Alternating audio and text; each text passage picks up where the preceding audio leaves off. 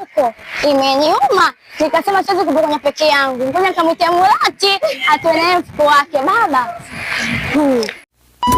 I want problems always.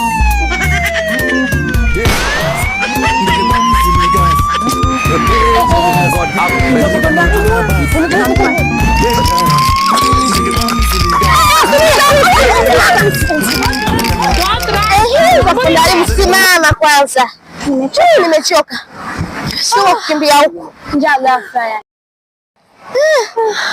Yani tumekimbia kwa hadi huku, hiyo ni kazi ya wanariadha. Sasa sio wanariadha yani. Ndio kupenda elimu. Leo kitu gani tena cha kupenda elimu? Walimu waongo. Wangu kivipi? Walimu wamekaa na kutuongopea sisi kwamba mtitauchi Azai. Ndio, mtitauchi Azai. Waongo, sio kweli. Mimi nataka niwaambie na niwape evidence tumiamini kwamba kweli walimu waongo. Wao wametuambia mtitauchi Azai. Sasa kuna wao wanajiita makahaba, wadangaji hawa, ambao kila siku na wanaume 100 wale. Ambao kila siku watuli kwa wanaume 100, si ndio? Mnawajua wale? Wale sasa wanavaa vimini, kimini kimefika hapa rafiki yangu. Wako uchi mtupu huku, maziwa yenyewe yanaonekana. Kiasi kwamba hata kimwangushia elfu moja chini, kuinama haweza kuinama mambo yote ya zarani. Hawazai bwana. Sina watu uchao ficho na wacha zarani. Pia hawazai. Sasa tunakuja kuna wao ambao wanavaa majuba wale. Wanafuta kila kitu ni baki wake tu hivyo, wanavaa faka kama ninja wale.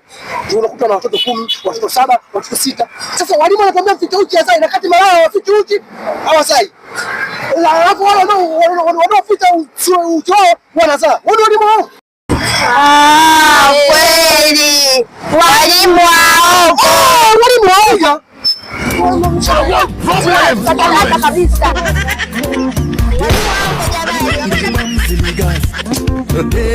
God have mercy on us.